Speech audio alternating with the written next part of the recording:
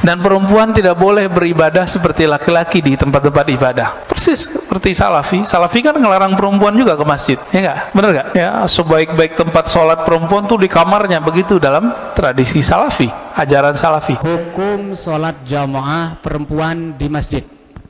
Kenapa kita bahas ini para jamaah?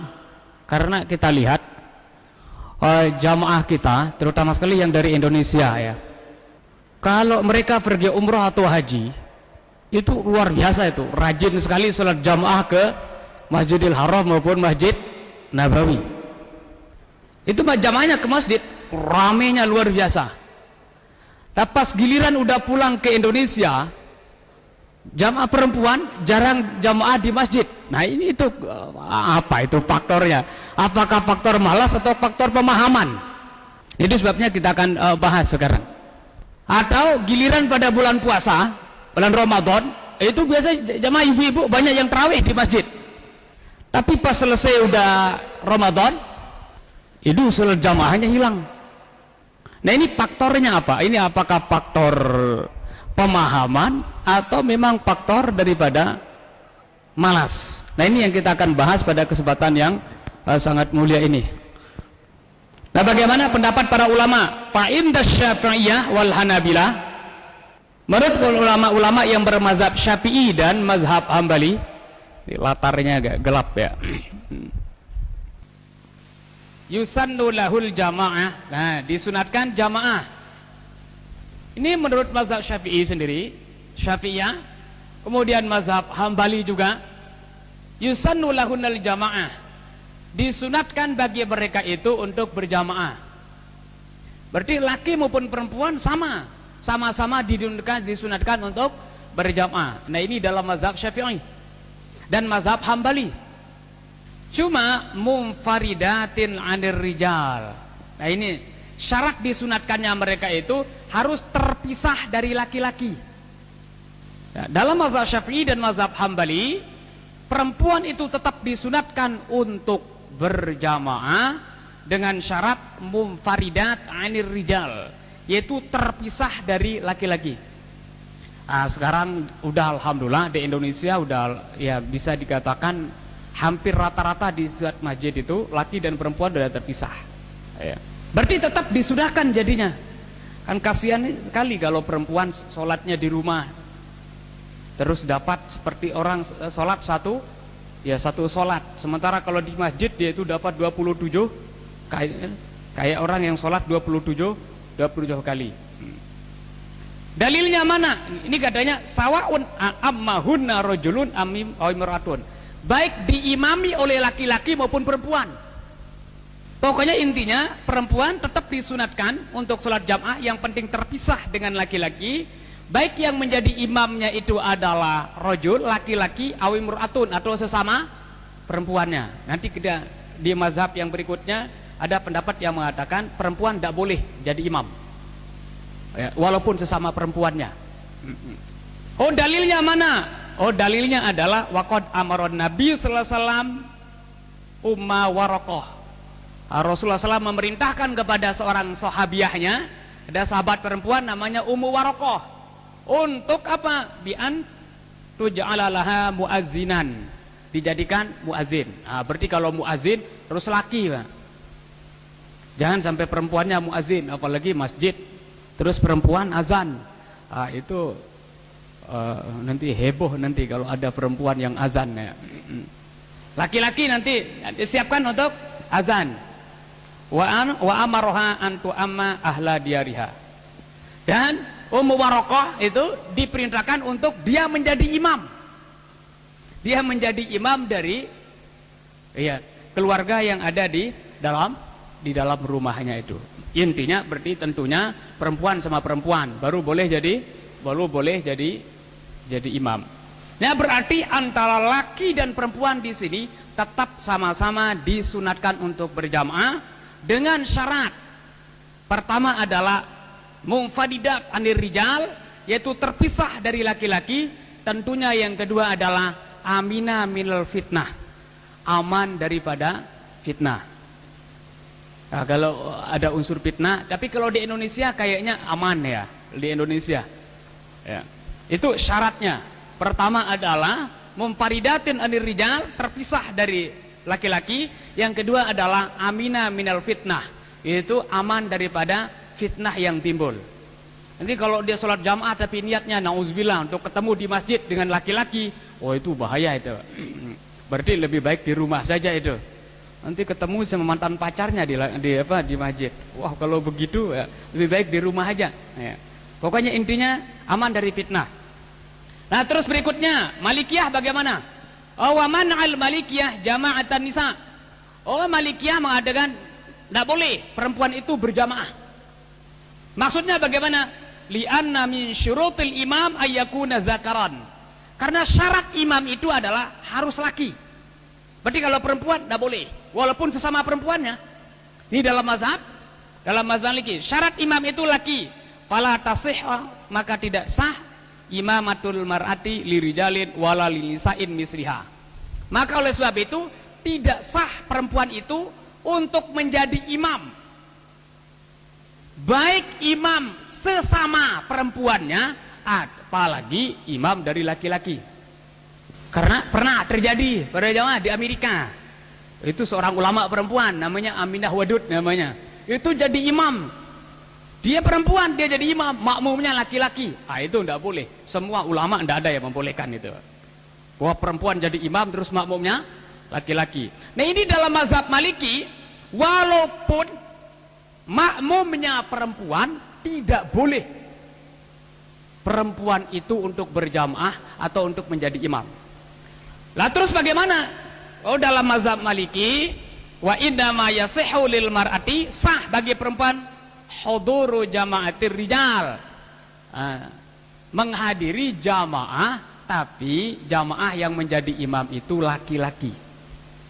Berarti sekali lagi dalam mazhab Syafi'i, dalam mazhab Maliki, tidak boleh perempuan itu sholat sesama perempuannya berjamaah. Artinya tidak boleh imam itu perempuan, walaupun sesama perempuannya. Tapi andai kata perempuan itu ingin untuk menghadiri jamaah, boleh, yang penting imamnya laki-laki. Alasannya di sini kenapa makruh? Iza lam takun maksyatal fatni. Syaratnya tadi sama ya. Apabila tidak khawatir timbul fitnah. Kalau di Mekah udah beda, Pak. Di Mekah, apalagi Madinah lebih ketat. Itu antara laki dan perempuan itu benar-benar terpisah itu di Madinah. Di Mekah juga sama, antara laki dan perempuan udah terpisah. Makanya di sana ulama Saudi, walaupun itu ketat antara laki dan perempuan, tetap diperbolehkan untuk berjamaah. Ya, jamaah kita yang di Indonesia ya banyak yang keluar untuk sholat jamaah. Terus berikutnya yang ketiga, amal Hanafiyah. Nah, sekarang ini Hanafiyah. Fa innal jama'ata lin nisa indahum makruhah. Oh, menurut mazhab Hanafi, perempuan itu makruh untuk keluar sholat ke masjid. Ini Hanafiyah ya, mazhab Hanafi. Alasannya apa? Qad tuaddi, karena namanya li'anna khurujahunna ilal jama'at, karena perempuan keluar untuk sholat jamaah, qad tuaddi ila fitnah, itu biasa menimbulkan fitnah. Ini menurut mazhab Hanafi. Berarti kalau tidak ada timbul fitnahnya, kan ilatnya di sini adanya timbul fitnah. Adanya timbul pendidikan, ya tadi keinginan laki-laki terhadap perempuan ya di waktu untuk ibadah, sehingga ibadah itu nanti tidak menjadi fokus karena adanya sama laki-laki dan perempuan. Itu makanya tidak dibolehkan. Nah, sekarang andai kata kita pakai atau pegang yang membolehkan untuk keluar sholat jamaah di masjid, seperti tadi Imam Syafi'i dengan Syafi'iyah, ulama-ulama yang berzahab Syafi'i dan yang bermazhab Hambali. Syaratnya katanya di sini ada dua. Syurutu khurujil mar'ah ilal masjidi. Syarat perempuan itu keluar untuk sholat jamaah ke masjid itu, pertama, Allah takhruja mutatayyibatan au mutazayyinah. Nah, ini syaratnya. Syarat perempuan itu keluar untuk sholat jamaah ke masjid itu adalah jangan keluar pakai minyak wangi. Kalau ada waktu kita akan bahas nanti setelah ini bagaimana perempuan atau hukum perempuan keluar pakai minyak wangi. Minyak wangi itu maksudnya parfum lah secara intinya ya, pakai parfum. Nah di sini mengatakan ya, ini secara garis besar dulu. Nanti kita akan bahas bagaimana perbedaan pendapat ulama tentang perempuan pakai minyak wangi atau parfum. Allah takhruja mutatayyibatan aw mutazayyinah. Jangan keluar dalam keadaan pakai minyak wangi atau parfum yang baunya sangat menyengat. Terus yang kedua syaratnya apa? Antakhruja ilal masjidi bi izni zaujiha. Keluar ke masjid itu dengan izin daripada suaminya. Nah, itu syarat yang kedua itu. Berarti kalau tidak diizinkan oleh suaminya, berarti tidak boleh keluar. Kenapa tidak diizinkan? Ya tadi itu dikhawatirkan. Ya, keluarnya ya. Nasallallahu alafiyah ya. Mungkin ketemu sama laki-laki lain. Kan ada laki-laki pencemburu anunya itu.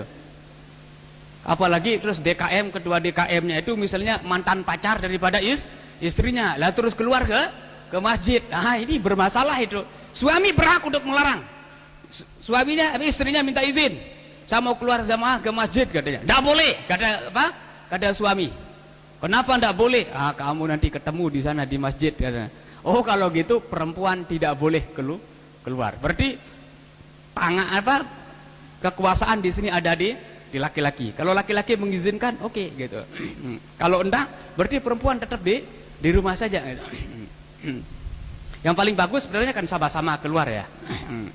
Antara laki dan perempuan, anak-anaknya ikut keluar ke masjid kan semakin bagus itu. Ya, kita lanjut. Nah, sekarang dalil masing-masing ya. Mana dalil yang mengatakan adillah alla takhruja mutayyibatan mutazayyinah.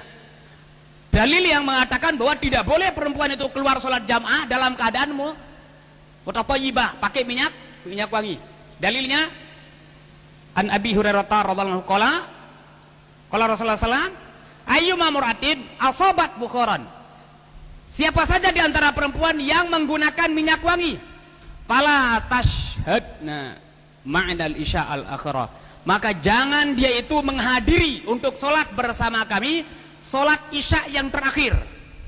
Sholat isya yang terakhir maksudnya adalah ya sholat isya. Maghrib dengan isya itu namanya isya'ain. Maghrib itu disebut isya juga, kan isya itu artinya itu gelap. Nah kemudian setelah itu sholat isya, namanya isya'ain. Berarti isya yang terakhir yang mana? Isya yang terakhir ya setelah maghrib. Isya yang kita kenal istilah isya itu. Nah ini dilarang oleh Rasulullah SAW itu untuk menggunakan minyak wangi kalau mau menghadiri sholat. Nah kemudian di sini ya Rasulullah SAW bersabda, la tamna'u ima Allah masajidallah. Masajidallah. Jangan kau melarang perempuan-perempuan itu untuk pergi ke masjid. Ini bagi suami. Nah, Rasulullah SAW menjelaskan melarang suami juga untuk menahan istrinya untuk sholat di masjid. Berarti kalau istrinya minta izin ke masjid berarti harus diizinkan, kira-kira begitu. Tapi syaratnya apa? Syaratnya adalah walakin liyakhrujna wa hunna tafilatun. Akan tetapi perempuan itu di saat keluarnya itu harus tafilat, jangan pakai minyak wangi yang berlebihan. Ya mungkin kalau sekarang pakai Rexona aja lah, adalah untuk menghilangkan bau. Kalau ndak pakai minyak wangi atau ndak pakai Rexona juga, repot juga itu pada jamaah. Apalagi tarawih, orang kan banyak itu kalau tarawih. Mendingan AC-nya kencang kan. Tapi kadang-kadang kan AC kurang, kipas angin juga kurang. Terus kita kumpul, keringatan itu. Lah terus keringatan, terus ndak pakai Rexona. Oh, lo bisa dibayangkan itu. Ya bilang pakai Rexona lah. Ndak ada masalah kalau artinya sekedar untuk menahan bau. Ya. Nah ini Rasulullah mengizinkan untuk perempuan keluar itu adalah syaratnya adalah yaitu tafilat, tidak menggunakan minyak wangi. Andai kata menggunakan minyak wangi yang apa istilah sekarang soft ya, lembut baunya itu, tidak terlalu tidak terlalu menyengat. Nah, ini kemudian dalil perempuan keluar harus dengan izin suami. Ya. Iza sta'zanat ahadukum imra'atuhu ilal masjid fala yamnaha. Nah, ini. Apabila istri kalian itu minta izin. Nah, berarti ini ada izin dulu. Nah, kalau sudah izin fala yamnaha, enggak usah dilarang. Nah, sehingga ada juga ulama yang berpendapat, oh enggak perlu minta izin. Tapi pendapat ulama di sini mengatakan, ya, kalau enggak harus minta izin ya sama aja kalau gitu dengan laki. Kan di sini ada perbedaan antara laki dengan perempuan. Ya. Tapi di sini walaupun minta izin tadi itu, dan ditekankan bagi suami kalau tidak ada unsur fitnah ya. Kalau tidak ada unsur fitnah itu fala yamna'ha, tidak melarang istrinya untuk pergi ke masjid, tentunya dengan syarat tadi itu, in amina minal fitnah, jikalau aman daripada fitnah. Tidak perlu dilarang kalau aman dari fitnah. Artinya fitnah dalam artinya fitnah bainar rijal wan nisa, fitnah antara laki dengan perempuan. Nah itu ya.